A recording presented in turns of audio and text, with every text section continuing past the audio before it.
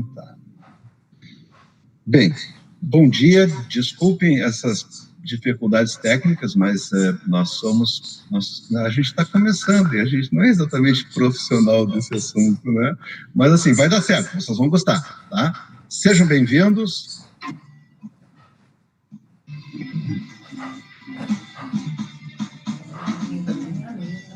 Mãe, se ficar aparecendo você... Essa tristeza que é a pandemia da Covid-19, praticamente algumas coisas boas. Tem trazido algumas coisas boas. A gente tem que sempre procurar enxergar, né? E tem coisas boas. Uma delas é desse estudante brilhante que é o Murilo, tá? Que é a ideia da jornada da Liga Acadêmica, da Liga de Educação Médica, né? Liga de Educação Médica, LEM, a jornada da lei, da Liga. Por quê? Porque não tá aparecendo eu, não. A internet, e ao usar a internet, o prof tem a oportunidade de explicar para o povo amigo tantas coisas bonitas que nós temos feito aqui desde 2004, quando a gente chegou aqui na Universidade Federal de Pelotas. Esse é o prédio do colegiado, que a minha filha chama de o prédio bonito, né? Onde fica o LabEnSim, o Laboratório de Ensino por Simulação. LabEnSim, dos primórdios do projeto Vitória a tudo que nós temos feito. Hoje são 18 de julho, nós estávamos com previsão de começarmos às 8h50, começamos às 9h02, aí vamos terminar aí por volta de 9h52. Né? Falaremos um pouquinho sobre o histórico, né? Falaremos um pouco sobre a relevância do que a gente tem feito, sobre a nossa estrutura, a nossa anatomia e o nosso funcionamento, a nossa fisiologia. Bom, o LabEnSim, o Laboratório de Ensino por Simulação da Leiga, é a Claudinha. Né? Sem dúvida nenhuma, a Claudinha é o LabEnSim. A Claudinha trabalha conosco, é uma técnica de enfermagem, que desde o início, quando chegou assim no nosso ambiente, em função de uma decisão muito inteligente do diretor da faculdade, doutor Marcelo Capilheira, havia uma questão com a bomba de cobalto, que estava terminando a radiação da bomba, e, enfim, a Claudinha estava sem uma função específica naquele período, e a Claudinha chegou no laboratório e, junto conosco, tem feito um trabalho assim muito bonito, como vocês terão a oportunidade do lado da Claudinha, o Fabrício, né? O Fabrício, que é o esposo da Claudinha, né? um casal amigo da gente. Esta é a Liga de Educação Médica. Eu coordeno, a Claudinha organiza, e a Liga de Educação Médica é que cuida do laboratório de ensino por simulação. Vocês estão tendo a oportunidade aqui de visualizar, né? Claro que vocês não conhecem, mas assim, aqui tem estudantes de medicina de vários semestres, de semestres diferentes. Tá? Então, algo inédito, porque eles estão aprendendo mais do que isso, muito mais do que isso. Estão se maravilhando com o aprendizado, eles estão alegres, eles estão felizes por estarem construindo o próprio aprendizado. Tá? Mas não é só isso, não são apenas estudantes de semestres diferentes da medicina. Nós temos nessa imagem, sim, nós temos estudante de enfermagem, estudante da terapia ocupacional, tá? E desejaríamos, e vamos conseguir, apesar de já estarmos nessa luta há 14 a 16 anos, e ainda não temos, nós vamos conseguir, estudantes de psicologia, estudantes do teatro, estudantes da engenharia. Professor, o que é isso? Estudante de engenharia na Liga de Educação Médica, o senhor não... Ah, vamos entender um pouquinho, então. Hoje nós estamos começando a colheita. Mas a semeadura começou em 1900, começou antes, na verdade. Aqui nós estamos pegando apenas um ponto arbitrário do tempo, né? Mas é um ponto arbitrário importante. Atrás do doutor Hoven, que está fumando seu cachimbo ali, está o primeiro desfibrilador externo. O primeiro desfibrilador externo manual, não confundo com os automáticos, que vieram bem mais tarde. Mas esse é o primeiro aparelho que a humanidade construiu capaz de aplicar um choque de desfibrilação em seres humanos com as pás posicionadas externamente, sem precisar abrir o tórax, né? Vejam, à esquerda na tela está o Dr. Knickerbocker, que é vivo. Os dois, Wenhoven e Knickerbocker, são engenheiros elétricos, não são médicos. À direita está um médico, Dr. Jude. Então vamos começar a entender um pouquinho a importância do trabalho multidisciplinar, a importância de estarmos unidos, de trabalharmos juntos, no sentido 1960, no sentido do bem comum. Pois é. Lá, dos trabalhos daqueles dois engenheiros elétricos que não podiam fazer massagem cardíaca porque não eram médicos, portanto, eles não poderiam abrir o tórax, realizar uma toracotomia para, de fato, ordenhar, massagear o coração, e por isso eles tiveram que abrir aspas, inventar e fechar aspas, as compressões torácicas externas e o próprio choque de desfibrilação externa, lá daquele trabalho de dois engenheiros, né? Chegamos aqui, né? No dia 13 de outubro de 2019, às 12 horas e 48 minutos, na frente do Centro de Treinamento e Simulações por Emergências Médicas, do CTC de Porto Alegre, quando um senhor que esperava na fila para comprar um churrasco, sofre uma parada cardíaca, né? E é atendido por uma estudante de medicina. Ela faz o que o Knickerbocker, em 1959, observou num cachorro, né? A possibilidade de se executar compressões torácicas externas, né? A Mariana. E, em seguida, o pessoal, eu estava lá, mas eu não participei, né? Os estudantes foram lá, e eu tinha um médico também, né? Um neurologista do nosso centro, lá do Centro de Treinamento e Simulação da Emergência CTC, e coordenou, então, um choque de desfibrilação, e um segundo choque de desfibrilação, e o paciente está vivo, né? De 1960 a 2019, assim caminha a humanidade. Para quem tem bondade no coração, bondade e dedicação. Entre 1960 e 2020, existe um ano chamado 1986 e existe também um estudante de medicina chamado Samir Schneider. Por acaso sou eu. Não existe mais, né, o Hospital Beneficência Portuguesa. Naquela época, eu estava lá pelo quarto ano da Faculdade de Medicina, a gente fazia estágio nesse hospital.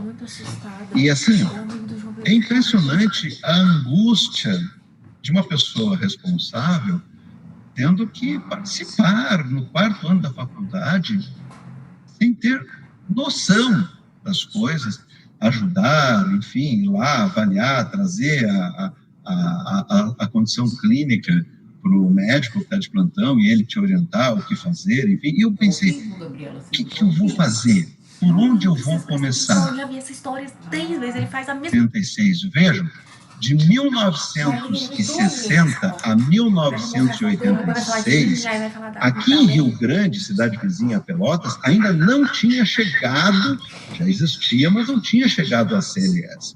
O que existia era um polígrafo. Polígrafo traduzido do inglês e montado por 3 pessoas, minhas amigas hoje, de Porto Alegre, Janete Salles Brauner, doutora Janete Salles Brauner, doutora Citânia Tebaldi e doutora Silvia Rios. Essas 3 moças, na época, fizeram um polígrafo e, sob a orientação do Dr. Valdomiro Manfroy, uma pessoa maravilhosa, cardiologista, foi diretor da faculdade, da URGS, escritor de ficção, eles, então, me permitiram estudar o que eu achei. Eu pensei, o que eu vou estudar? O Cécio todo, o Cécio era o up-to-date da época, não dá. Né? Então, eu vou estudar a situação extrema, que seria uma parada cardíaca. Muito bem. Dali nós fomos, em 88, para o Hospital Conceição, em Porto Alegre, e atendíamos parada cardíaca muito bem, nós sabíamos muito bem aquele polícia, sabíamos tudo. Ali tinha tudo, gente, tinha o que deveria ter num carrinho de parada naquela época, até corda de violão era indicado. Isto aqui nos Estados Unidos, não era só aqui, né?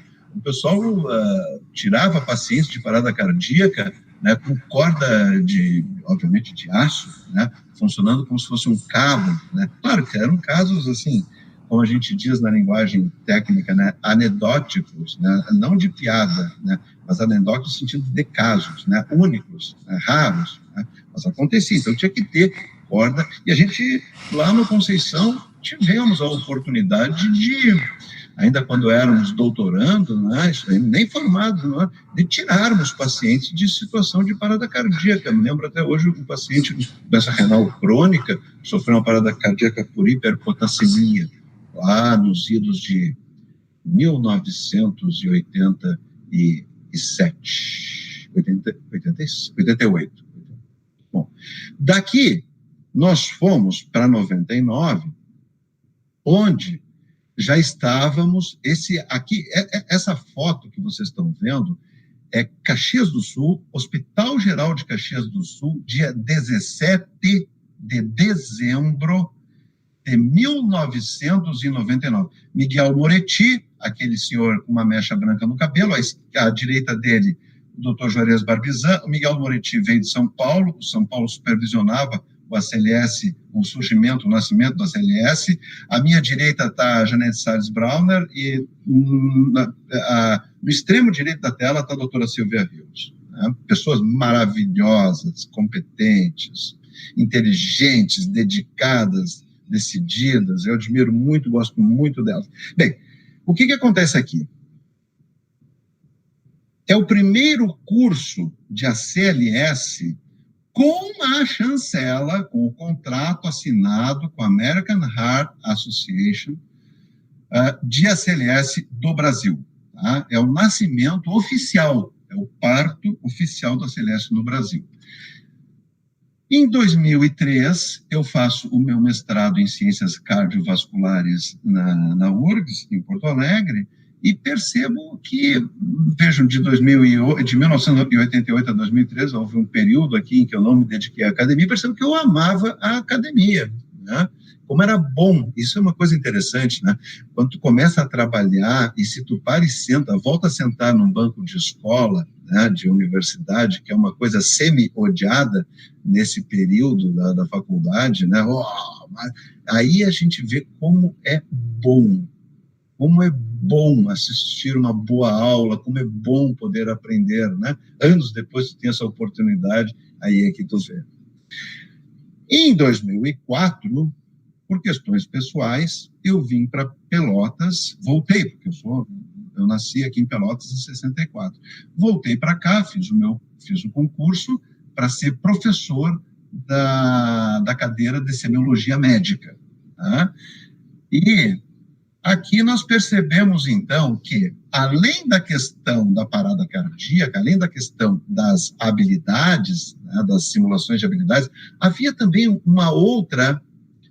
um outro que as habilidades eu já percebia lá desde a época da Beneficência Portuguesa em Rio Grande, quando eu lia aquela coisa dos americanos treinando em bonecos, eu ficava, que coisa sensacional, né? 1986, vejam, aqui em 2004, a gente percebia que também havia, como era professor da semiologia, um espaço para usar a simulação no ensino de semiologia, não só de RCP, mas também de semiologia. Né? A imagem do Woody Allen é muito interessante, né? Todo mundo é o que nós temos hoje. Hoje nós temos, não, obviamente não o Woody Allen, mas a gente tem um manequim onde a gente ensina a simulação de viver adiante.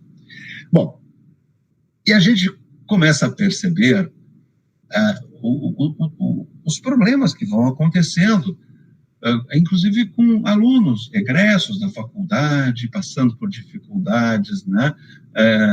Às vezes até de processos por erro médico, enfim, e como a gente fica pensando, de que forma eu, como professor, poderia atuar nesse sentido, né? Proteger essas meninas, esses meninos, fazer o link entre a teoria e a prática. Né? Converso com os meus amigos e eles me dizem, Samir, faz um projeto. Tem um projeto, Brasília lá. Eu, como administrador, eu vejo dinheiro, chega a sobrar dinheiro porque falta projeto. Vamos fazer um projeto. Né? O projeto contemplava, então, vocês estão acompanhando aqui nesta imagem, que é uma imagem de um trabalho belíssimo do British Medical Journal, né? Que vai assim, são 15 artigos publicados, é o ABC da educação médica, né? Então, assim, desde o professor, que era eu, do material curricular, enfim, até o desfecho, que é o melhor desfecho para o paciente, estão vendo ali? Né? Então, esse projeto que eu pensava, o projeto Vitória, apareceu a palavra de novo, o projeto Vitória, né? Buscava justamente fazer esse link, tá? Entre o professor, o desejo do professor, a necessidade do estudante e o benefício do paciente. Bem, mas o projeto naquela época não rodou. O projeto não rodou, e não é que tenha faltado, assim, boa vontade, intenção, houve muita, eu tenho certeza disso, porque são pessoas que são meus amigos, são pessoas que eu admiro, mas o fato é que por algum motivo não rodou. 2006, 2007, 2009, 2000, aqui nós estamos em 2014, vocês estão vendo? Esse recorte é o quarto artigo do lado do capítulo das diretrizes curriculares nacionais para o curso de medicina, publicadas em 2014, praticamente com poder de lei no Brasil. Né? Então, diretrizes curriculares é aprender em situações e ambientes protegidos, é meu projeto, e controlados, né? Ou em simulações da realidade, identificando e avaliando o erro como insumo da aprendizagem profissional e organizacional e como suporte pedagógico. Né? No próprio, mais tarde, embasado nessas diretrizes, no próprio projeto político-pedagógico do curso de medicina, está lá escrito. Né? Ainda nesse semestre, existe a disciplina de semiologia especial, onde, através de seminários de discussão semiológica e utilização de manequins no laboratório de simulações para treinamento de semiotécnica, ocorre o aprimoramento das bases aprendidas na disciplina de semiologia. Então, aqui no projeto político-pedagógico da própria Faculdade de Medicina da Universidade Federal de Pelotas, está lá inserido um dos braços da nossa proposta, que é o braço da simulação para ensino de semiologia, de semiotécnica e de semiologia médica. É um dos braços. Aqui está fora o braço das emergências. Né? Bem, mas está inserido. Tá? Então, vejam, desde pequenininho, quando era guria ainda aqui em Pelotas, que eu passava por esta rua, 7 de setembro, e sempre me encantou esta imagem. Eu já tenho feito algumas fotos dela. Essa é uma fotografia que eu fiz de manhã, bem cedo, 7 horas da manhã, agora, faz pouco tempo, já durante a pandemia. Minha mãe estava fazendo um procedimento aqui na Santa Casa. Mas essa estrutura é uma fístula, não é uma ponte. Não passa tudo por ali.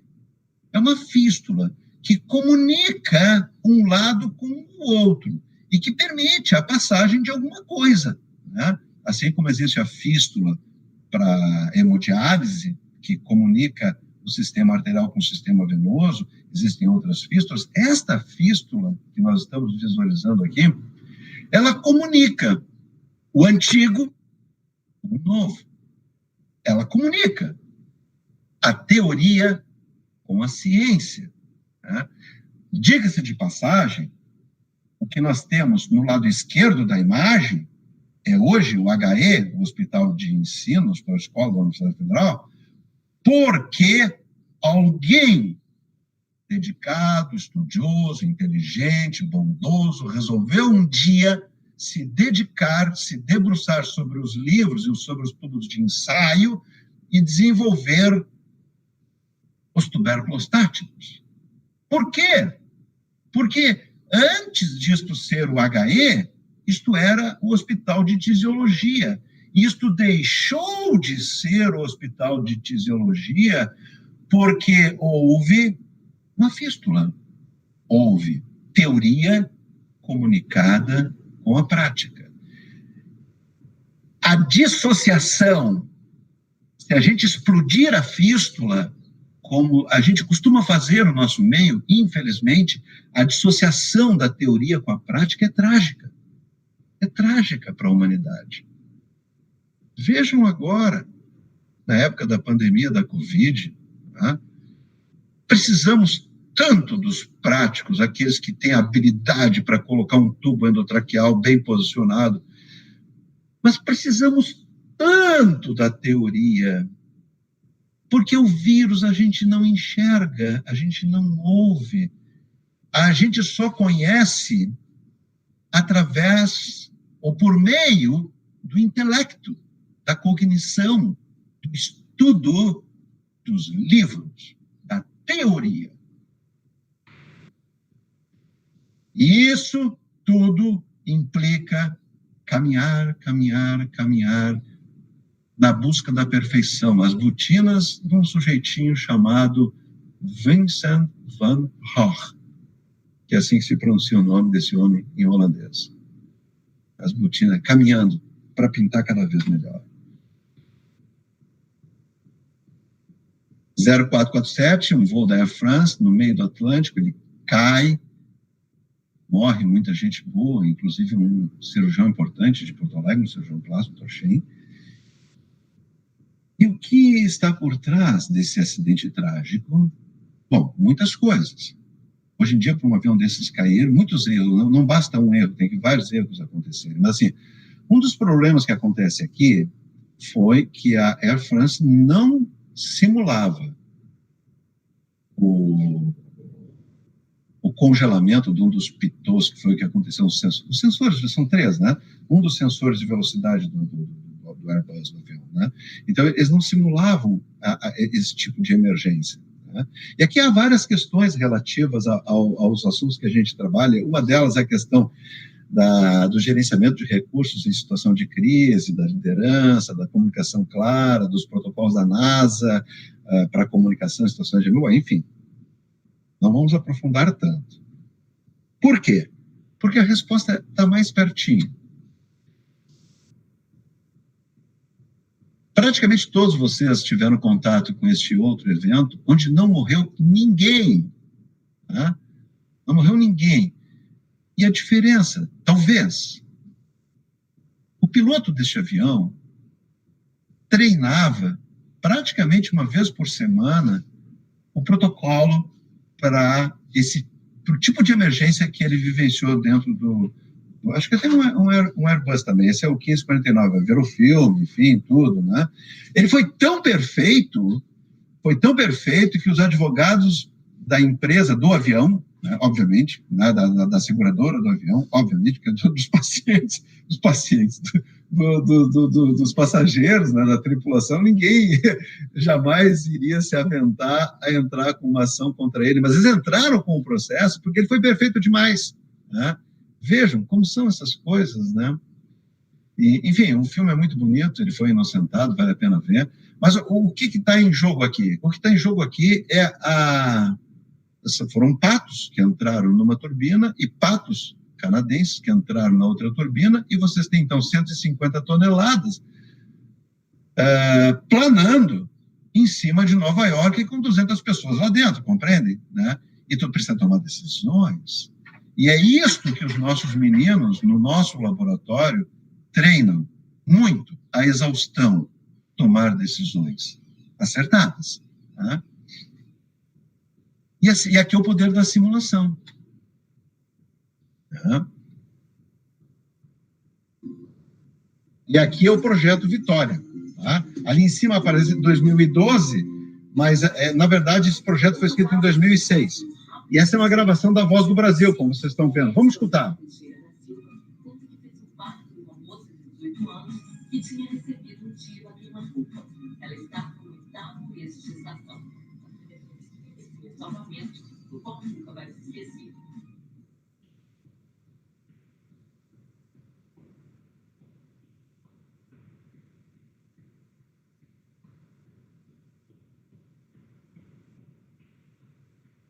O próprio cirúrgico.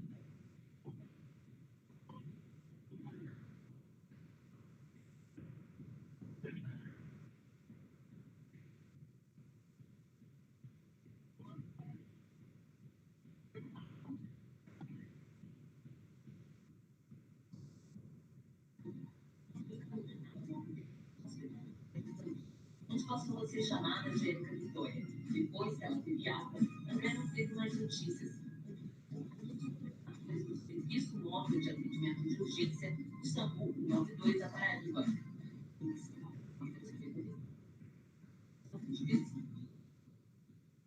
O doutor André, meu amigo, lá de cima, lá do Nordeste, um anestesista muito competente, ele coordena um centro de simulação também, em Campina Grande, uma cidade maravilhosa. Uma cidade de gente que estuda também, viu? Um dos centros de informática, um dos melhores centros de informática do mundo. Tá? E ele tem lá no hospital deles, lá tem e eles, então, também estudavam algumas coisas, praticavam, treinavam por simulação, né? E nós aqui, vocês estão vendo ali embaixo, nós criamos aqui o projeto Vitória, em homenagem a esta hoje, uma moça, tem a idade da minha filha, 19 anos, né? Ela é uma vitoriosa, e porque nós sabíamos também que esse projeto, mais cedo ou mais tarde, ele seria também um projeto vitorioso. A gente sabia lá em 2006, quando a gente começou a escrever, que um dia aqui em 2020 a gente estaria oferecendo para vocês a oportunidade de ter ter acesso a um pedaço das coisas que a gente anda fazendo.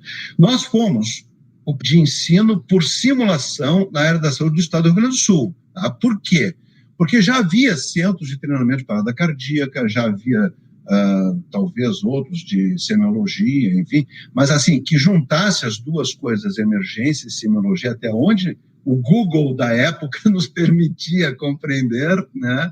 E sabe que se não está no Google, não está no mundo. Então, nós fomos o primeiro.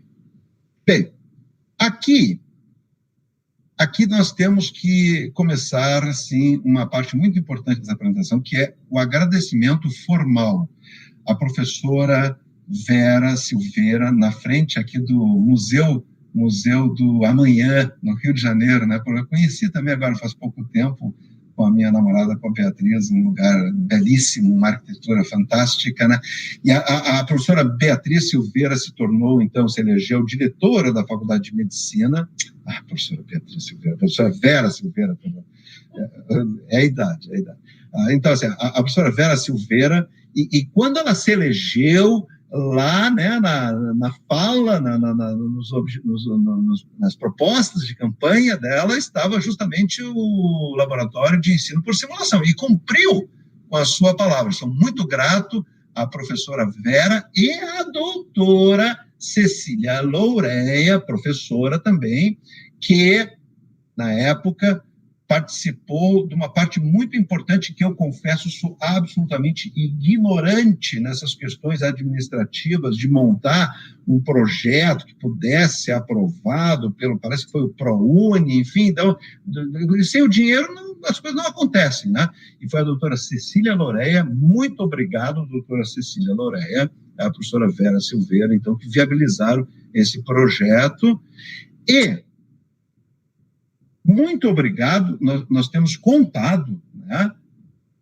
O Marcelo Capilheira é o atual diretor da faculdade, temos contado sempre com o apoio incansável e também com a inteligência do doutor Marcelo Capilheira, que é o atual diretor da faculdade então, de medicina, né?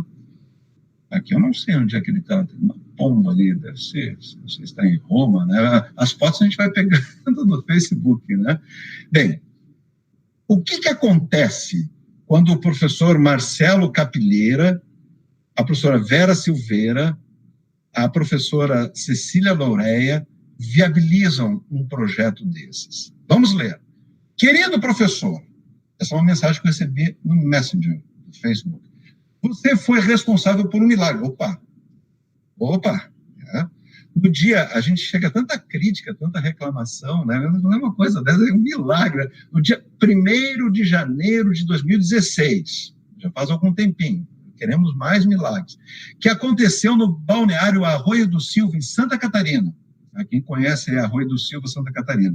Meu primo, essa é a Bruna Volgart, é o sobrenome dela, aluna, né? Hoje médica, né? Meu primo levou um choque elétrico e teve parada cardiorrespiratória, e eu consegui reanimá-lo sozinha, não estando nem na metade da faculdade de medicina ainda, graças a um curso que o senhor ministrou para a ATM 191. Recordo-me muito bem. Esse é o módulo Seja Bem-vindo, tá? Em parceria com o professor, oh, meu Deus do céu, me foge o nome, que coordena a cadeira de Introdução à Medicina do Departamento de Ciências Sociais, Medicina Social, né? Daqui a pouquinho me lembro. Então, nós temos lá o módulo Seja Bem-vindo. A gente dá 3 aulas teóricas, uma de RCP em pediatria, uma de RCP de adultos e uma de primeiros socorros, né? E depois a gente treina dentro do laboratório os alunos do 1º semestre da Faculdade de Medicina de Pelotas. E eles salvam vidas estando aí no 3º semestre da Faculdade de Medicina. Ressuscitam, né? Que é a palavra certa hoje. A Sociedade Brasileira de Cardiologia chegou num consenso, nós vamos chamar de, que nem o americano fala, resuscitation, nós vamos chamar ressuscitação. O pior acidente aéreo dos Estados Unidos, o voo 0587. Por que ele está aqui? Vocês vão entender. Dois pilotos, um mais experiente, um não tão experiente, ou seja, um aluno que se formou, está com carimbo na mão, né? Posso decolar? Pode. Torre, está autorizado. Acabou de decolar um outro avião, está autorizado. Então, vamos lá. Quando o avião levanta, ainda a uns 200, 300, talvez 400 metros de altitude, ele começa a jogar muito. Isso se chama em aviação uma coisa assim, chamada turbulência de esteira. O avião pegou as ondas, né, que vem no ar do avião que tinha acabado de decolar.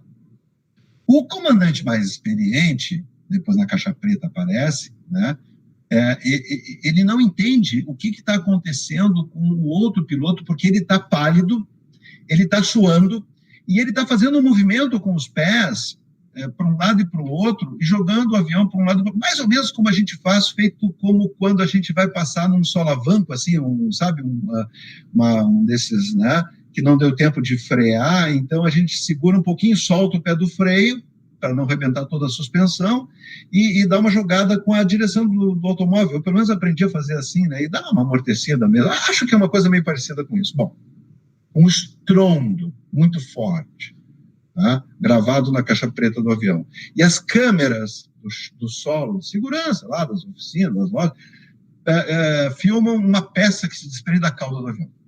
Tá? Equipes e equipes e equipes, morreu todo mundo, inclusive mais pessoas no solo, o avião caiu ainda cheio de combustível, né? Enfim. O que é essa peça? É a cauda do avião.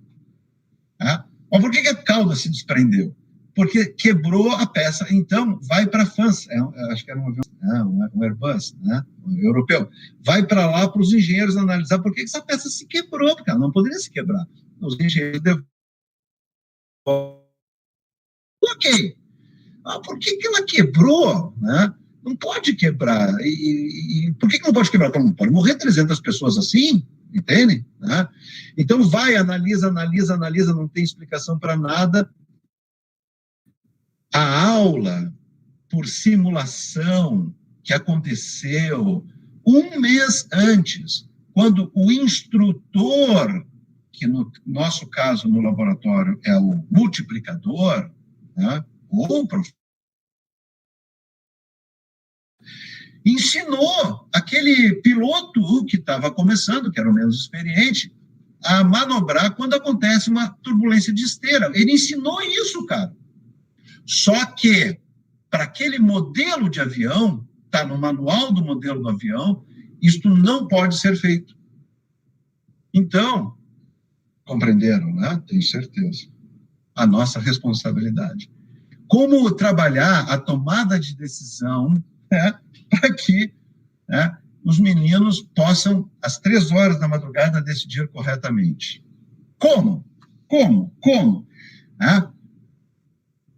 Olha, se fosse em 1986, a resposta para isso tudo aqui seria: fisiopatologia, filho. Estuda a fisiopatologia no CESIO. Era assim que a gente decidia. Hoje, a tomada de decisão por fisiopatologia, ironicamente, é chamada de fisiopastologia. Hoje a gente decide por evidências, por matemática. A gente estuda por fisiopatologia, a gente grava por fisiopatologia, né? Mas a gente decide por matemática. Em clínica. Em cirurgia, não. Em cirurgia, a gente decide pela mão mesmo, pela experiência, né? Mas ali é um laboratório que está ensinando a tomada de decisão clínica, né? E alguma coisa de habilidade também, que eles precisam treinar, precisam adquirir a experiência deles. Essa é a fístula, né, da teoria para a prática. Mas onde é que está a verdade científica para ser ensinada, para ser treinada, para ser praticada e para ser aplicada às 3 horas da madrugada, como eu sempre digo? Bom, eu não vou aprofundar, porque esta é uma pergunta que vai ser respondida pela minha namorada, doutora Beatriz Freitas, que fez o doutorado dela em Oxford, né? Fez o doutorado dela em filosofia da educação, né? Onde é que está a verdade do ponto de vista filosófico? Onde é que está a verdade científica das coisas, né? Para nós, aqui na área médica, esta verdade, ela vem, como dizia o Newton, dos ombros do gigante. Nós vamos olhar para esta verdade apoiados nos ombros do gigante. Que gigante, profezinho?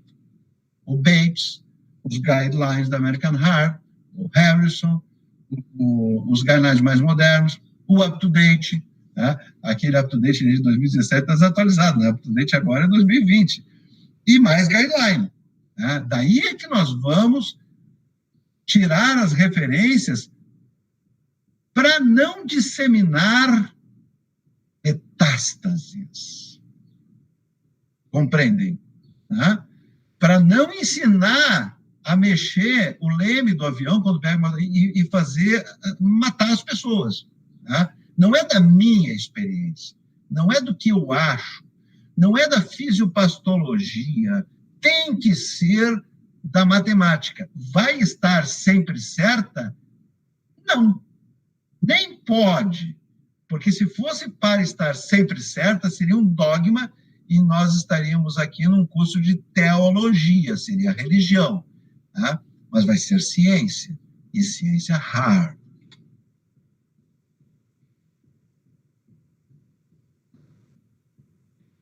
Alguns querem que a gente ensine no laboratório como se faz na prática. Eu disse, não, nós não vamos ensinar como se faz na prática. Até porque, se na CLS nós ensinássemos desde 99 como se faz na prática, hoje nós estaríamos dando choque monofásico, nós estaríamos dando 3 choques na corrida, nós estaríamos usando droga choca-checa, que mudou tudo, nós estaríamos usando... nem saberíamos o que era máscara laríngea. Eu me lembro dos comentários, a gente andava pelo interior, lá pelo Brasil, Belém, né? Aí eles diziam assim, máscara laríngea, mas isso aqui não nos interessa, isso nós não temos aqui na nossa prática. Ah, pois é. Mas se nós não tivéssemos levado, não teriam e continuariam não tendo. Hoje vocês têm, hoje todos nós temos. Vejam, por que a gente não pode ensinar como que se faz na prática? Né? Gente, isso é muito triste, muito triste. Eu não vou citar os lugares, eu não vou citar os hospitais, porque, obviamente, é antiético, mas eu não consigo, toda vez que eu sou paciente ou familiar de paciente, com o meu pai, enfim, com pessoas familiares, olha, gente, nos melhores hospitais particulares do Estado, eu não vejo as pessoas fazer o que deve ser feito com as mãozinhas antes de tocar no ser humano e depois de tocar no ser humano. E assim, isto é importante. Eu sei, como é teoria, como é invisível, até era difícil de perceber a dor que isso significa antes da pandemia. Mas se agora, durante a pandemia, o sujeito mais praticão do mundo, que não consegue enxergar a importância de fazer a higiene das mãos, gente, isso não pode acontecer. Não pode. Né? Nós temos que juntar a prática com a teoria. E é por isso que a gente não vai nunca no laboratório de ensino de simulação da FAMED, da Leiga, ensinar como que se faz na prática. Nós vamos ensinar como deve ser a prática. Mas, professor, para com isso, professor. Que besteira é essa de falar compressões torácicas? Na prática, ninguém fala compressões torácicas. Verdade. Então, nós temos que mudar a prática. Então, nós temos que fazer com que a prática mude, deixe de ser massagem cardíaca como era até 1960, quando a gente ordenhava o coração, para ser como deve ser compressões torácicas, porque o leigo nos escuta falar, o leigo nos escuta. A mocinha da limpeza está ali, ela escuta a gente dizer, inicia a massagem cardíaca, e depois... mas isso é uma bobagem, né, professor? Quando é que vai ter uma parada cardíaca lá na vila, ou sei lá onde, né, que ela vai ter que saber fazer compressões? Gente, isso é o que mais a gente estuda em parada. Vocês estão completamente errados. A parada cardíaca dentro do hospital por assistolia tem um prognóstico muito ruim. A parada cardíaca que interessa é aquela que acontece lá no Fragata, né, no homem de 51 anos, né, que a mocinha da limpeza está lá e começa a fazer compressões e não esfregar o tórax, como infelizmente a gente vê no vídeo, porque ela escutou vocês falarem massagem cardíaca e, pior, se recusarem a mudar, porque é certo.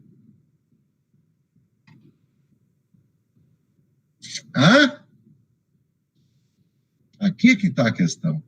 Esta é a pergunta que não quer calar. todo o Cécio foi o que eu pensei naquela época, lá na Beneficência Portuguesa. Não dá, é impossível. Então, eu tenho que saber o que eu preciso levar no nosso projeto. Nós temos um projeto, que é o projeto A Cápsula do Tempo.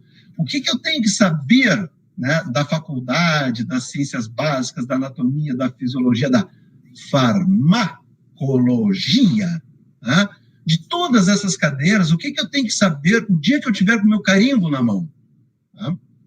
As coisas estão mudando muito rápido, gente, muito rápido. Vamos entender um pouquinho qual é a opinião do prof. Primeiro lugar,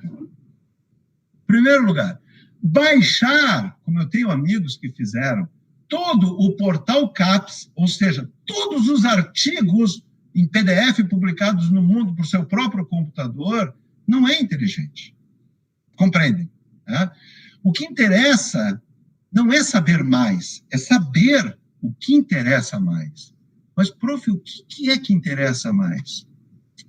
Bem, esse sujeitinho aqui, que eu gosto muito, que escreveu esse livro, A Arte de Escrever, que é sensacional, aliás, o Arthur Schopenhauer, ele dizia o seguinte, de uma forma assim um pouquinho grosseira, como só ia acontecer, né, com esse povo, né? Querido, né? Quem lê muito, pensa pouco, né?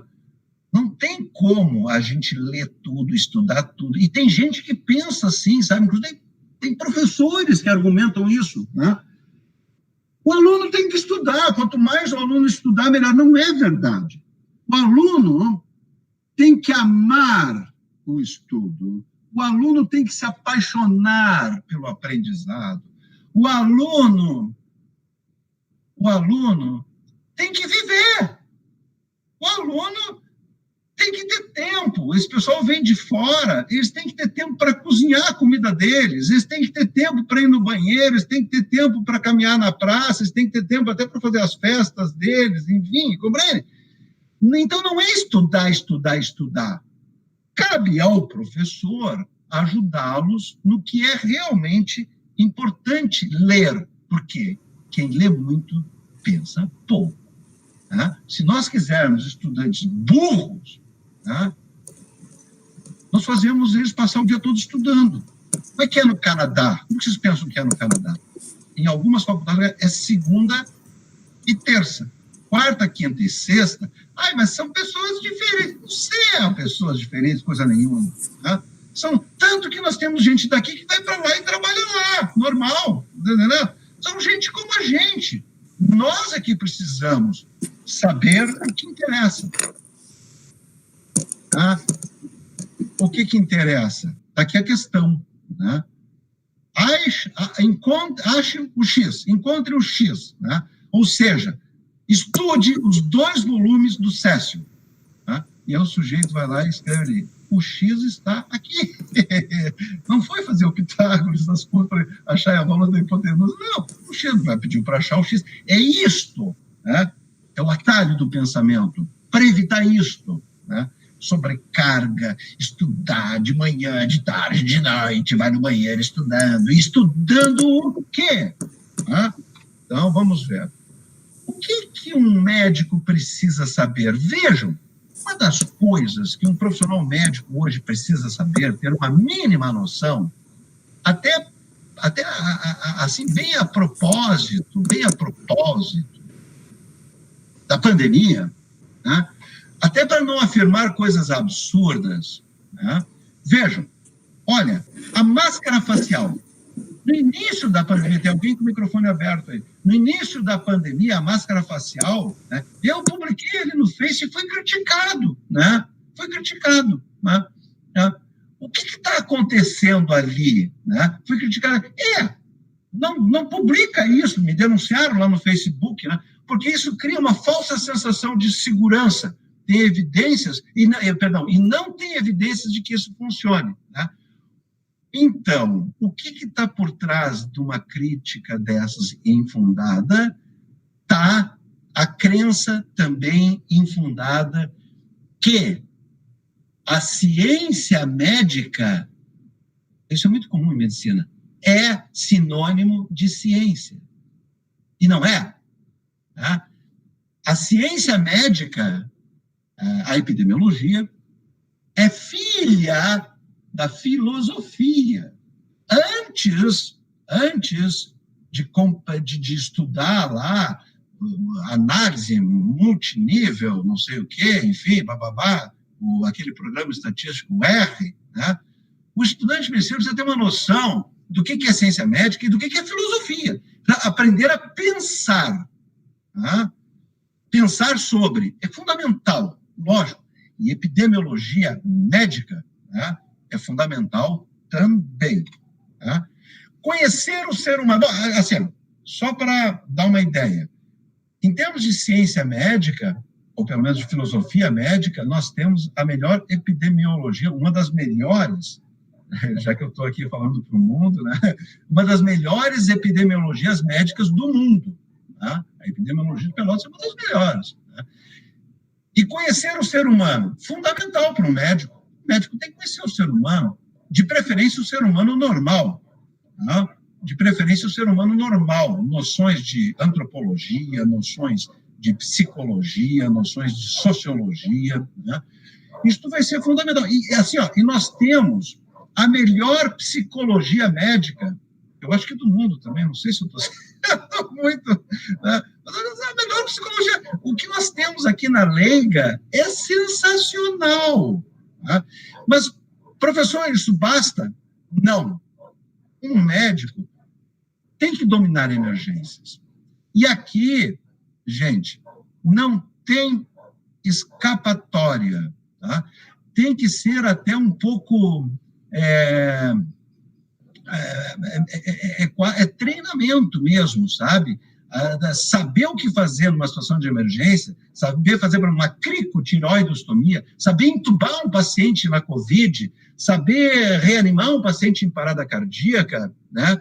É uma sequência de atos que precisam ser treinados ad nauseam, né? Até dar náuseas, compreende? Repetidos, até a perfeição, né? E é comportamental. É comportamental. Aqui, vejam, tudo bem, eu concordo, a ciência médica é a filosofia, isso é puramente intelectual. Agora, aqui é comportamental. Aqui o cara tem que saber palpar o pulso, o cara tem que saber fazer uma crico, o cara tem que saber, né?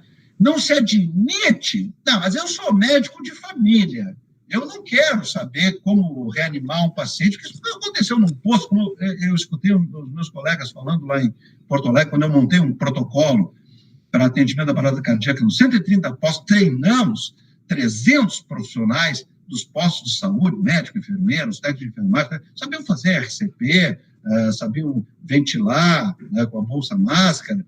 Né? O treinamento básico, até que a gente até brincava, o treinamento era para quê? Até que o SAMU chegasse. Vamos passear na praça até que o SAMU chegue.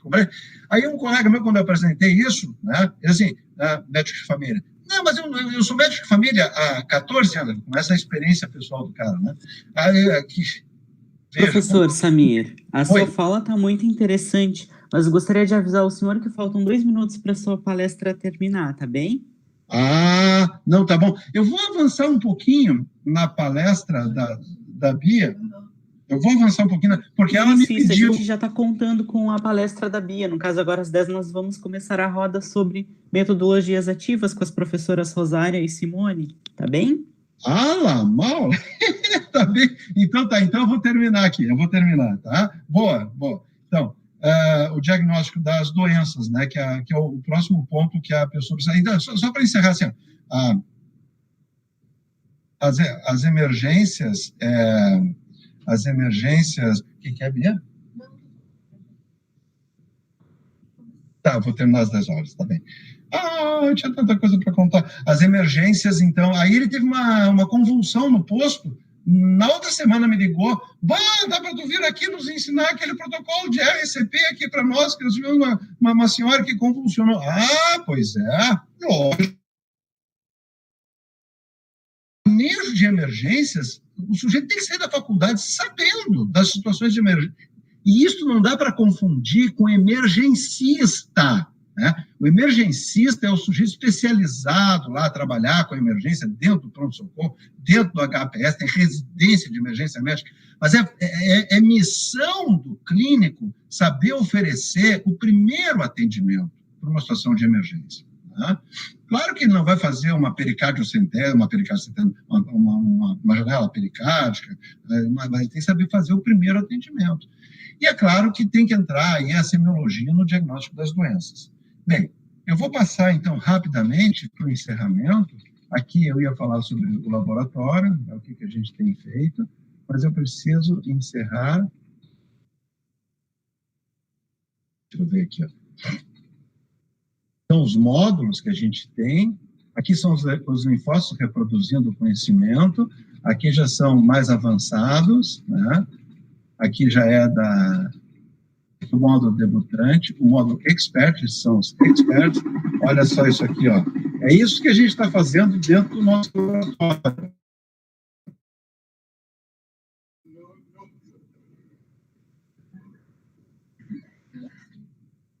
Uma realidade, uma simulação realística. APPC, atendimento padrão da parada cardíaca. Tá? Atendimento padrão da parada para acadêmicos. 23 de novembro de 2019. Tá? Pessoal, atendendo. Atendimento padrão da parada cardíaca for clinics, para clinicians, para clínicos, tá? Para clínicos na COVID-19. Outro ambiente, estão vendo?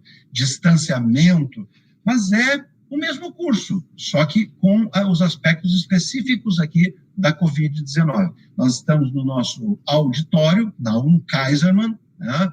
Grande homenagem a esse importante profissional que começou a nossa faculdade, somos muito gratos, em função da ventilação e do distanciamento que nós não tínhamos no nosso laboratório. Como é que a gente faz os cálculos? O mais importante de tudo, aqui o meu amigo Jorge, o meu amigo Tisca, que nos ajuda no PPC, para acadêmicos, né? E o grande valor do que a gente está fazendo, né, é amar o aprender. Tá? Esse é o grande valor. Se vocês conseguirem se apaixonar por aprender, terá valido a pena. Tá? Aqui na Covid, a Claudinha, nosso debriefing, e agora o momento mais importante, nossa história não estará pelo avesso assim, sem final feliz. Metal contra as nuvens. Né? Legião Urbana, uma música belíssima. Sempre me coloquei muito nessa situação. Teremos coisas bonitas para contar. E até lá, vamos viver. Temos muito ainda por fazer. Bom, hoje, 18 de julho de 2020, anotem aí, tá? 18 de julho de 2020, é o nascimento, é o parto do Labenci. Por que hoje? Por que hoje? Porque hoje, finalmente, o professor sentiu os alunos parindo conhecimento. Né? Isto é metodologia ativa. Muito obrigado. Se quiserem, mais tarde eu participo de alguma pergunta, algum esclarecimento, e eu aproveito para mostrar mais algum detalhe do que a gente tem feito aqui. E agora a gente passa a palavra